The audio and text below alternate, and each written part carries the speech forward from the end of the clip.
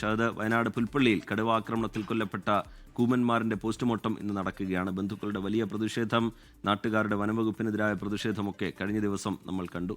ഇതടക്കം അതുപോലെ തദ്ദേശ സ്ഥാപനങ്ങളിലെ സത്യപ്രതിജ്ഞ, അതുൾപ്പെടെ വടക്കൻ കേരളത്തിൽ നിന്ന് ഇന്ന് പ്രധാനമായും പ്രതീക്ഷിക്കേണ്ട വാർത്തകൾ എങ്ങനെയാണ് ഷഹദ് റഹ്മാൻ? Rijith, good morning. കോഴിക്കോട് അല്ലെങ്കിൽ മറ്റിടങ്ങളിൽ, അതായത് മലബാർ മേഖലയിൽ സത്യപ്രതിജ്ഞാ ചടങ്ങ് ജില്ലാ പഞ്ചായത്തിലേക്കുള്ളത് 10 മണിക്കും അതുപോലെ തന്നെ കോർപ്പറേഷനിലേക്കുള്ളത് 11:30 മണിക്കുമാണ് നടക്കുക. പ്രധാനപ്പെട്ട രണ്ട് വാർത്തകൾ എന്ന് പറയുന്നത്, ഒന്ന് കാസർഗോഡ് നിന്നും മറ്റൊന്ന് വയനാട്ടിൽ നിന്നുമാണ് ഇന്ന് ഉണ്ടാവുക എന്നുള്ളതാണ്. അതിൽ പ്രധാനപ്പെട്ടത് രജിത്ത് സൂചിപ്പിച്ചതുപോലെ തന്നെ കഴിഞ്ഞ ദിവസമാണ് വയനാട് പുൽപ്പള്ളിയിൽ കടുവ ആക്രമണത്തിൽ ഒരാൾ കൊല്ലപ്പെട്ട സാഹചര്യം ഉണ്ടായത്. വലിയ രീതിയിലുള്ള പ്രതിഷേധം അവിടെ നാട്ടുകാരുടെ ഭാഗത്തു നിന്നും ഉണ്ടായിരുന്നു. പ്രത്യേകിച്ച് കുടുംബത്തെ അറിയിച്ചില്ല ആശുപത്രിയിലേക്ക് മാറ്റുന്ന ഘട്ടത്തിൽ എന്ന് പറഞ്ഞായിരുന്നു കുടുംബത്തിന്റെ ഭാഗത്തു നിന്നും വലിയ രീതിയിലുള്ള പ്രതിഷേധം ഉണ്ടായത്. നമുക്കറിയാം, വയനാട് കഴിഞ്ഞ കുറെ അധികം നാളുകളായി തുടർച്ചയായ വന്യജീവി ആക്രമണത്തിൽ പൊറുതിമുട്ടുന്ന ജനങ്ങളാണ്.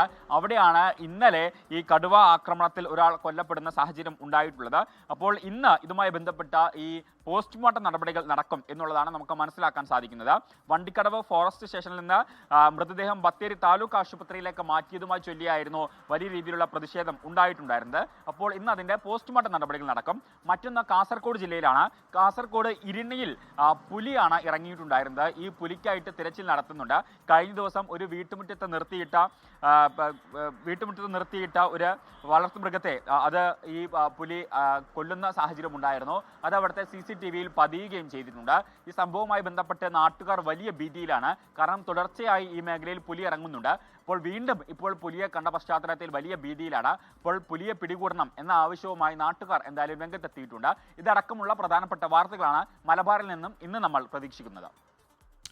ലോകത്തെവിടെയായാലും ഏത് സമയത്തും 24 വാർത്തകളും ഓഗ്മെന്റഡ് റിയാലിറ്റി പാക്കേജുകളും എക്സ്പ്ലെയിനറുകളും വിശദമായി കാണാൻ ഞങ്ങളുടെ YouTube ചാനൽ നിങ്ങൾക്ക് സബ്സ്ക്രൈബ് ചെയ്യാം.